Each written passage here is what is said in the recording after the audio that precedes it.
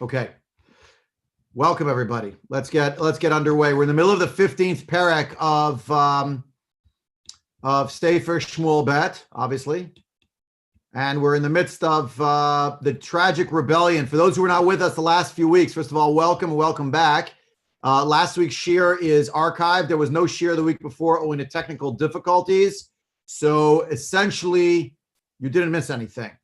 And you can catch up other than last week. But that you can catch up on. It's on available online on YouTube, and you're welcome to watch it. So let me just recap very briefly what we spoke about last time. We talked about some more of the psukim in Parak Tet Vav, and we also saw the chapter of Tehillim, chapter 3. And if you have a full Tanakh, you want to open up Tehillim chapter 3, and you can sort of read it along.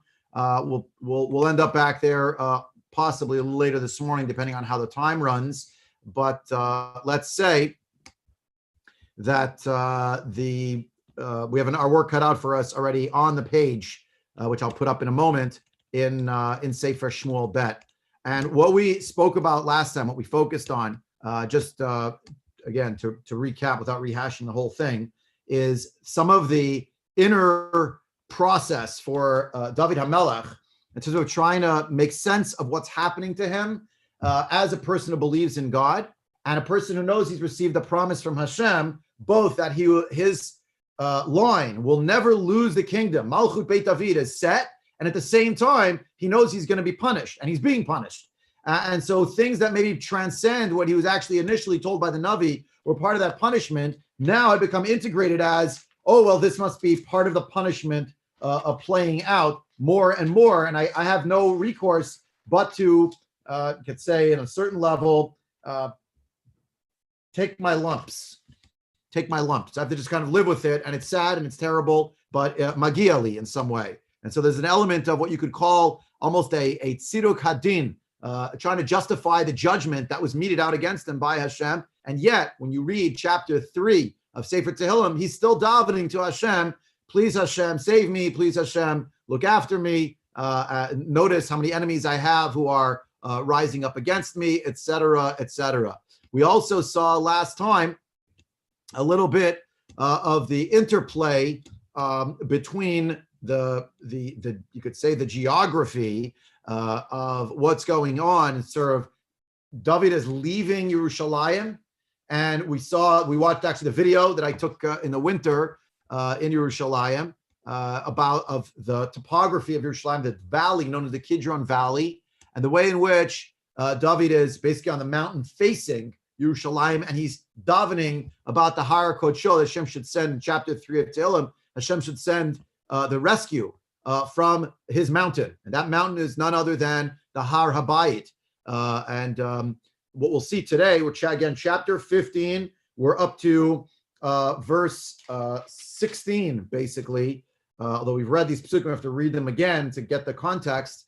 That's what we're up to. Why is David running away? Sorry, if you haven't joined us ever before or in quite a while, just to remind you, David is running away from a rebellion, a terrible insurrection that starts in Hebron. The problem is that the perpetrator of this rebellion, the main rebel, is his own child, Avshalom. Recall a very complicated relationship with Avshalom. Avshalom, who believes that he is the heir to the throne, and we see the beginning of chapter 15 is agitating to sort of position himself as the heir apparent. Avshalom, who also has, on one level, avenged his sister's dishonor and her violation by a rapist. Unfortunately, said rapist is his brother, Amnon. So he's killed Amnon, which means he's killed the son of David, but he's also the son of David. And so these are impossible emotional places to be. The parent who at once is on the side of the aggrieved and the aggressor. So what we'll see now in chapter 15, and I'll pause for questions in a few minutes if it's okay. I want to make some headway. I got some good feedback from last year. We spent a lot of time at the beginning making discussions happen, so we didn't get through the parak at all, and it was bogging us down. I love the comments, and that's why I'm not just making these as recorded videos, but we have interaction. But give me a few minutes, and then let me open it up at that point. So here we are, chapter 15, verse 16. If you're using the Koren full Tanakh, it's page 384, or or use any Tanakh that you have Shmuel Bet. And we learn here that David has left. Vayetze hamelech v'chol beito beraglav vayazov hamelech et eser nashim pilagshim lishmor habayit. Sort of glossing over this part of it because we're going to come to this much more in detail when something terrible happens that many of you are already aware of, involving the pilagshim, the concubines of David. He leaves them there, oddly enough, lishmor habayit. You could see what he's up to. We talked a lot last week also about why it is that he just retreats from Yerushalayim automatically. What were the political considerations about sticking around in Yerushalayim, even though the rebels were so far located in Hebron? Why was that withdrawal or retreat necessary? I'm not going to rehash it. Look at the shir from last week and the Mekorot from that. But he leaves. We don't know exactly what his Beit HaMerchak is, but it sounds like it's somewhere on the outskirts of Yerushalayim. He's sort of saying goodbye. Now, what's going on? It's almost as if it's a parade, a sad parade, but nonetheless, they're passing before him, and he is counting the people, if you will, who are in front of him. I don't mean the census, but okay, these are the people with me, they're leaving. Variously described as various guards of his, the honor guard. There are various interpretations. We've seen kreti, pleti before, and I'll come back to it in a few minutes. But who that might be, we're not up to it yet. All of the people from Gat. Who are these people? They're people who are with him. Are they Jewish? It's not clear that they're Jewish. Sheish meot ish, asher ba'u v'raglo migat ovrim al pnei hamelech. 600 men who have come, followed him from Gat, and they are now going with him. They're passing by him. Now, what's the significance of passing by him? They're not making an official ceremony. David wants to know who's with me and who's not with me. And here I'm sort of skirting a little bit what I spoke about last week, which is suddenly you don't know who to trust. But the people who are willing to leave town with you to exile themselves, that's probably the low-hanging fruit of the people who are going to remain loyalists as the withdrawal is happening, the retreat from Yerushalayim. So David is standing almost as if it's like viewing stands. Here the people are passing by him.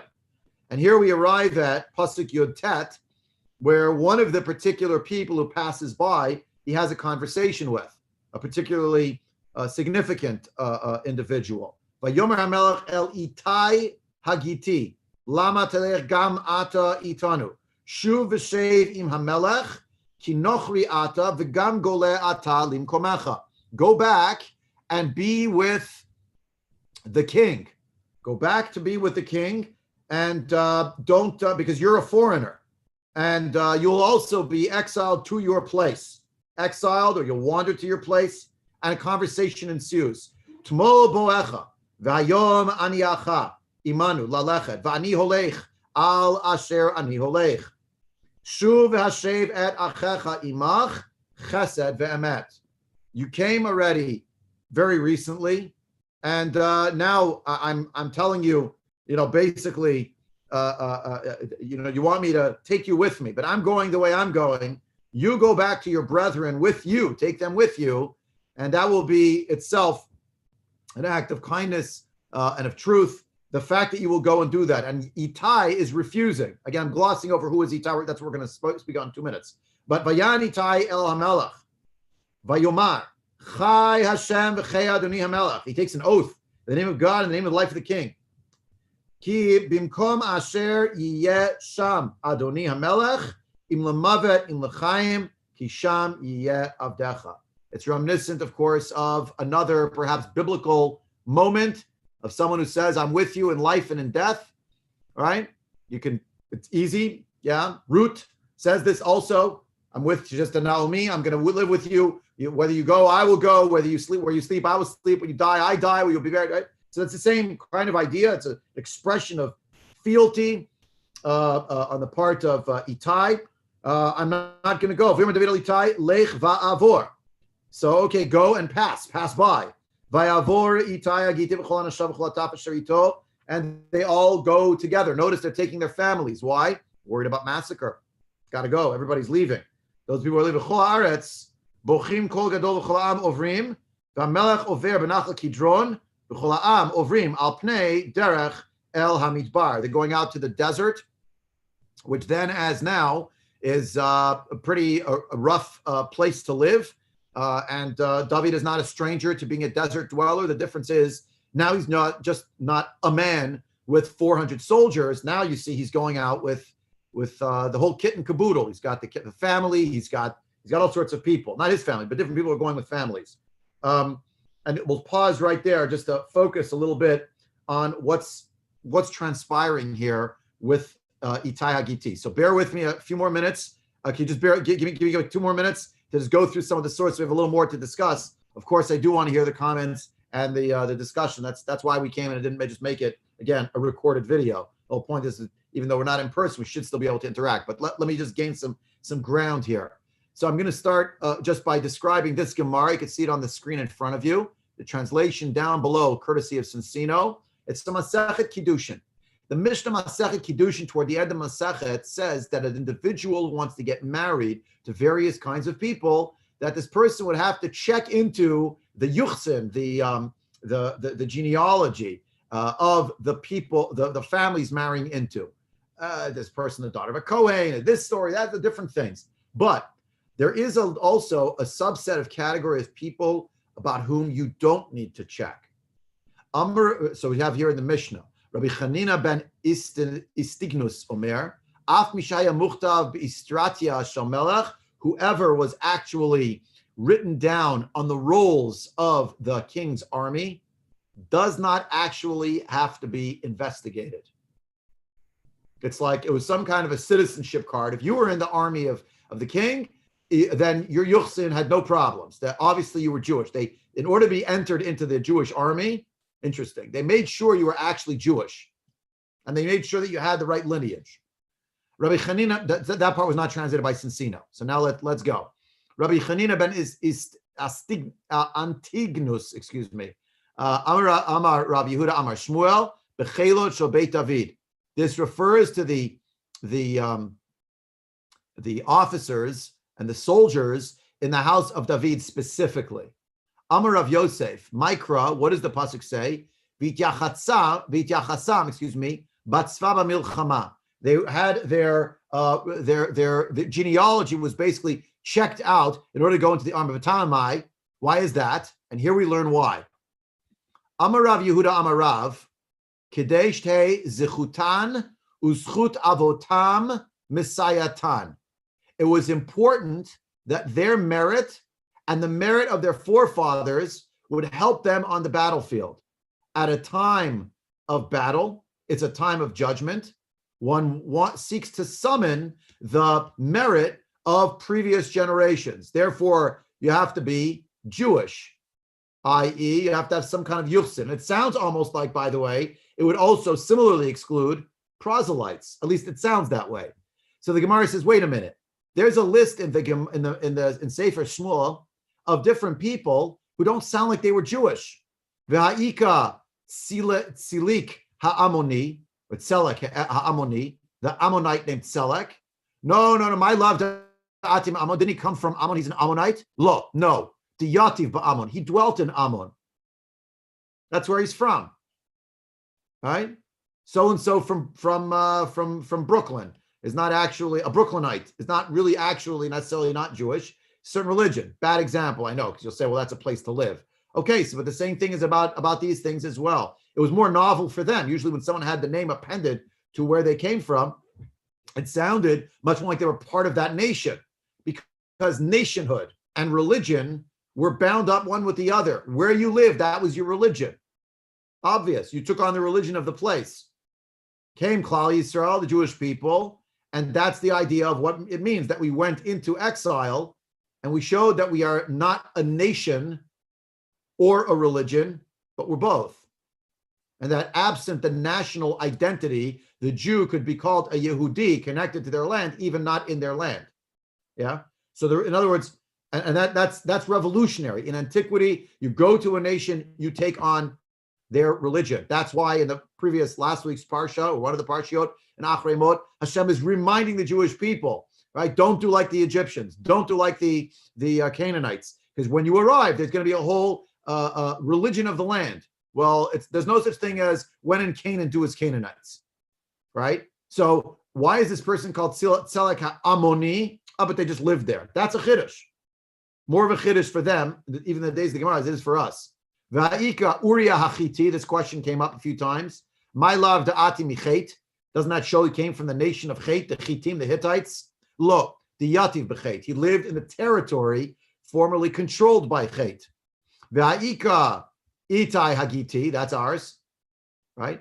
If you're going to say to me, Hachinami diyativ begat, if you're going to say, well, he's a person who just lived in Gat, but he really was Jewish. V'amar Rav Nachman, Itai Hagiti ba ubatla. We have a situation that Itai Hagiti had gone to war with the Jewish people in a previous war, in the days of David. It's back in the previous chapters. They went to a war, and then it describes that David took some of the spoils of war with him when he went back from his war. How did he take some of the spoils of war? Chazal asks, they were idolatrous objects. It says, oh, they were nullified, because we have a principle in halacha that an object that a non-Jewish person used for idolatry can in fact be nullified and then be used by a Jew. However, who can do the nullification? Only one can do the nullification, and that is a non-Jew can do the nullification. A Jew is not able to do the nullification of idolatry. If we maintain that the one who did the nullification was none other than Itai Hagiti, clearly he could not have been Jewish. If you want to read about that war, that section with the war, that was in chapter 10, Shmuel Bet Ch Yud. That whole section there, where we have the war with Ammon. We had that whole section, and the one who was in charge of, according to Chazal, who could have helped the Jewish people to nullify the idolatrous objects that they were going to bring back as spoils of war. That was Itai Hagiti. So you see, he wasn't Jewish, right?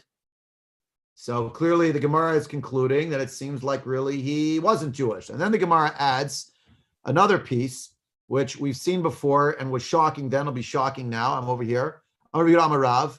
Arba'mayot Yeladim Hayul David. David HaMelech had 400 children. V'kulam b'nei Yifat Toar Hayu. They were all from when he went out to war. They were from the captive women that he took. Remember, the Torah in Parsha Kitetse describes the Parsha of the Eshet Yifat Toar. And Rashi, based on Chazal, says this is a concession to the evil inclination.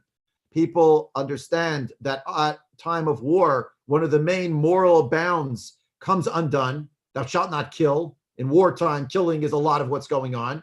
Yet, when it comes to Yifat Toar, don't think that other moral boundaries have completely been loosened, but rather recognize that if you take a woman captive on the battlefield, look in Parsha Kitetse, here are all the responsibilities you have toward her. Effectively, you have to marry her, and if you're not willing to, then you can't keep her, etc. Right? All these discussions, and of course, there are all these moral discussions. We've had these discussions many times before. I'm not going down that road again, but we talked about these 400 for this reason.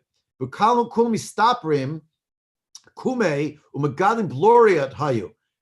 were all these people. Their haircut was the haircut of non-Jewish people. They had their hair trimmed in front in a particular way. It seemed almost like it was a mullet, and they had some kind of long hair in the back, long curls, and they all would ride in these golden, not just chariots. They were carried by these, whatever they call the Aperion. They were carried by this Necronia, these wagons of gold, and they would go at the helm, ahead of all of the actual soldiers of Chilot Beit David. Why? The Hein Bali Agro from Shabbat David.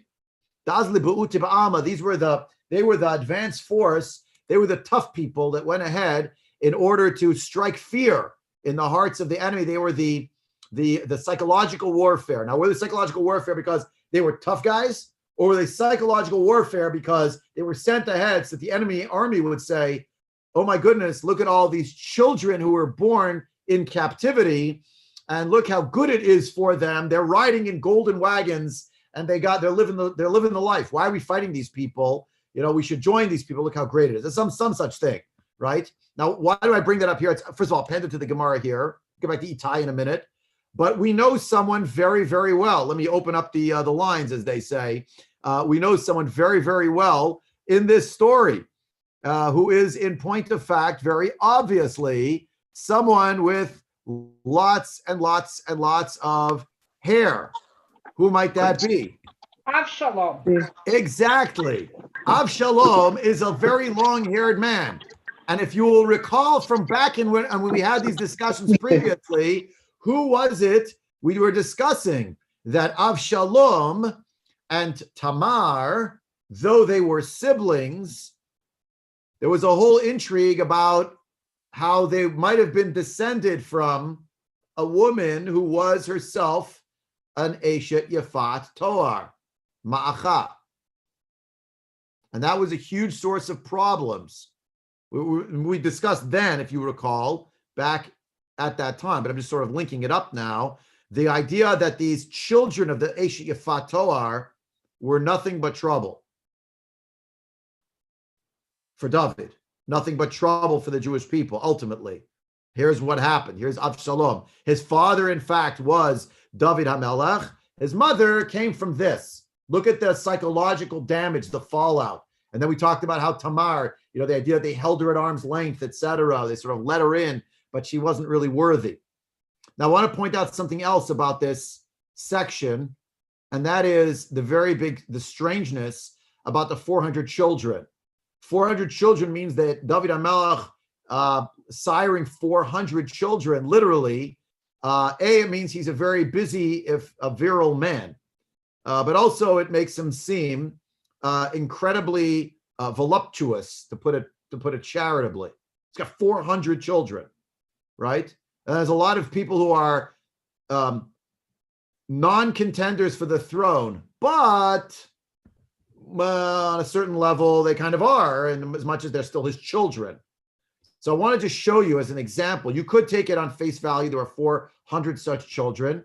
Look here, there's a commentary. It's an anthology called Daf al-Hadaf, which an anthology is just that. It quotes from various other sources. Here is Rabbi Ruvain Margoliot in his Sefer Machkarim B'Darchei HaTalmud V'Chidotav HaKasha. He has a book. Rav Ruvain Margoliot had a Sefer of analysis and of exploration in the ways of the Talmud and its riddles that are challenging. And he said as follows. He asked the question, how can it be that David HaMelech has literally 400 children from the women who are Yafat Toar? After all, the whole issue of Yafat Toar itself is a concession to the evil inclination. And more than that, you would imagine if he has literally 400 children, we should hear about it somewhere in Tanakh. We hear that he has 18 wives. We hear that he has 10 concubines, but we don't hear that he has literally 400 kids, right? So 400 children means there's a lot of Yafot Toar. So Hare lo hutra b'milchama ela isha achat. And the truth is, the Yeshivat Torah can have one. You can't keep doing it again and again and again. He did the Le'el. V'David HaMelech lacham yudchat milchamot bilvad. He had 18 wars, and the idea that his 18 wives, come from there. That's another idea. Perhaps that it's not exactly so, in as much as there were other wives that he had clearly. Or that among those 18, this is also not the pshat on a certain level. But the point is, to have 400 children means he had way more than 18 wives. It's very strange. Now, watch this. Here's what Rav Ruvain Margoliot wrote in his Mechkar. Many times you find in Shas, Shayu Katuv, Taf or Shin. It says the letter Taf apostrophe or the letter Shin apostrophe. Vamati Katik, but the copyist wrote down Arbameot or Shloshmeot. But the copyist wrote, instead of the letter Taf or the letter Shin, it wrote the word 400. Va'avkan, here also, Hayakatuv, Taf Yeladim. Taf Yeladim, you see the letter Taf with a chupchik, with an asterisk, a little apostrophe. Va'kavan Tisha Yeladim. It meant to say 9 children. Vamatik nahag betuvat ayin v'katav arba meot.